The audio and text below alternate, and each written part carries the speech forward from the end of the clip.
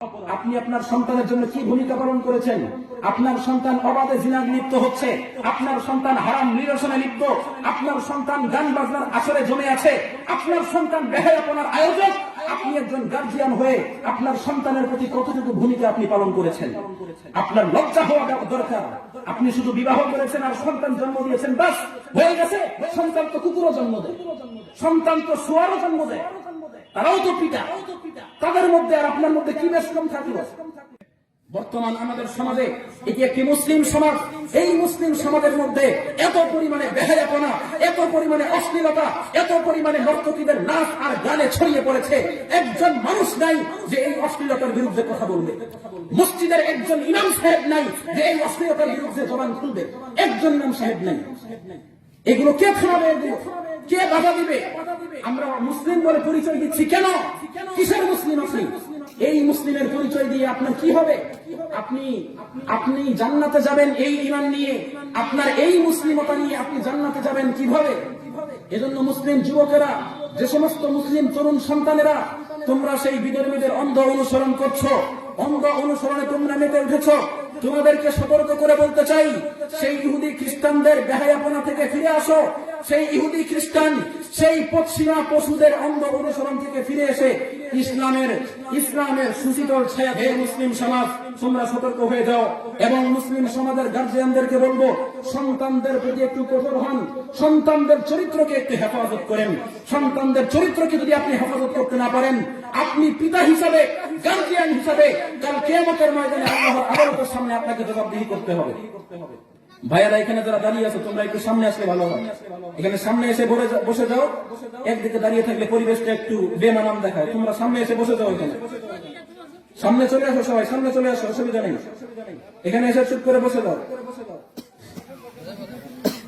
তো যেটা বলছিলাম, মুসলিম সমাজ আমাদের কি একটু লজ্জাবোধ আমাদের অন্তরে জাগ্রত করা উচিত যে আমরা মুসলিম, মুসলিমের ঘরে জন্মগ্রহণ করেছি। আমাদের সেই নবী, সর্বকালের সর্বশ্রেষ্ঠ মহামানব নবী মুহাম্মদ রাসূলুল্লাহ সাল্লাল্লাহু আলাইহি ওয়াসাল্লামের আদর্শকে আমাদেরকে ধরে রাখতে হবে। সেই মহানবী সাল্লাল্লাহু আলাইহি ওয়াসাল্লামের আদর্শ কি গান বাজনা করা? সেই মহানবীর আদর্শ কি অশ্লীলতা আর বেহায়াপনা ছড়ানো? সেই নবীর আদর্শ এগুলো নয়। সেই নবীর আদর্শ হলো, সেই নবীর ধর্ম হলো শান্তির ধর্ম। এজন্য সেই শান্তির ধর্মের যে বিধান, সেই বিধান অনুযায়ী আমাদের প্রত্যেকটা জীবনের প্রত্যেকটা কাজকে আমাদেরকে পরিচালনা করতে হবে। আমাদের জীবনের প্রতিটা ক্ষেত্রে, আমাদের পারিবারিক জীবন, সামাজিক জীবন, রাষ্ট্রীয় জীবন, এমনকি আন্তর্জাতিক জীবনেও ইসলামের বিধানকে প্রতিষ্ঠা করতে হবে। তবেই আমাদের জীবনে সুখ শান্তি নেমে আসবে। কিন্তু আজকে দেখা যায় আমরা আমাদের জীবনের প্রত্যেকটা কাজে, বিবাহ শাদী এমন একটা পবিত্র জিনিস, সেখানে আমরা গান বাজনা দিয়ে শুরু করি, সেখানে আমরা অশ্লীলতা আর বেহায়াপনা দিয়ে শুরু করি। আমাদের জীবনের, আমাদের বাড়ি ঘরে যতগুলো অনুষ্ঠান হয়, গান বাজনা না হলে তো অনুষ্ঠান জমেই না। গান বাজনা না হলে অনুষ্ঠান জমেই না। আজকে মুসলমানদের আয়োজনগুলো অনুষ্ঠান হয়ে গেছে এরকম। এজন্য মুসলিম বাবাজিরা, মুসলিম সন্তানেরা, তোমাদেরকে অনুরোধ করে বলছি, ইহুদি খ্রিস্টানদের অন্ধ অনুসরণ থেকে ফিরে আসো। তুমি একজন মুসলিম যুবক, তুমি সেই মুজাদ্দেদে আলফে সানির উত্তরসূরি, তুমি সেই হযরত ওমর রাদিয়াল্লাহু তাআলা আনহুর উত্তরসূরি। যেই ওমর রাদিয়াল্লাহু তাআলা আনহু এমন একজন সাহসী বীর পুরুষ ছিলেন যে যখন মক্কা থেকে সাহাবীরা হিজরত করে মদিনায় যাইতো, তো সকল সাহাবীরা হিজরত করত রাতের বেলায়, ইহুদিদের ভয়ে, না জানি রাস্তার মধ্যে আবার আপদ করে। কিন্তু হযরতে ওমর এমন একজন বীর পুরুষ ছিলেন, তিনি হিজরত করতেন দিনের বেলায়। আবার যাওয়ার সময় মাঝপথে গিয়ে ইহুদি খ্রিস্টানদের বাড়ির সামনে গিয়ে ডাকতেন, এই ইহুদি খ্রিস্টানেরা, এই আমার শত্রুরা, এই আমার বিরোধী দলীয় শত্রুরা, তোমরা কে কোথায় আছো? যদি বাবার বেটা হয়ে থাকো, আসো আমাকে আটকিয়ে দেখাও, দেখি তোমাদের বাহুতে কত শক্তি আছে। যদি তোমরা তোমাদের স্ত্রীকে যদি বিধবা বানাইতে চাও, তোমাদের সন্তানদেরকে যদি এতিম বানাইতে চাও, যদি তোমাদের মা বাবাকে সন্তান হারা বানাইতে চাও, আর আমার সামনে দেখি কোন বাবার বেটা আছিস, আমার সামনে এসে তোর বাহুর শক্তি তুই আমার সামনে দেখা। এরকম একজন বীর পুরুষ ছিলেন হযরতে ওমর। সেই ওমরের কথা বলতেছি আপনাদেরকে। সেই ওমরের উত্তরসূরি হলাম আমরা।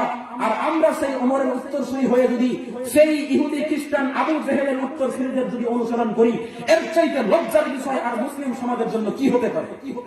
হযরতে ওমর রাদিয়াল্লাহু তাআলা আনহুর ইতিহাস সকলে জানেন। আমি ইতিপূর্বেও আপনাদেরকে বলেছিলাম, হযরতে ওমর তার নিজের সন্তানকে নিজ হাতে হত্যা করেছিলেন, শুধুমাত্র মদ পান করেছিল এই অপরাধে।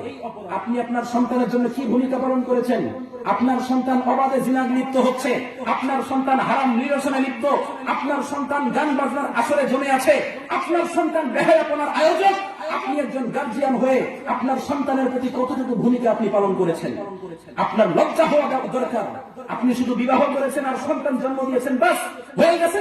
সন্তান তো কুকুরও জন্ম দেয়, সন্তান তো শুয়ারও জন্ম দেয়, তারাও তো পিতা। তাদের মধ্যে আর আপনার মধ্যে কি বেশ কম থাকলো?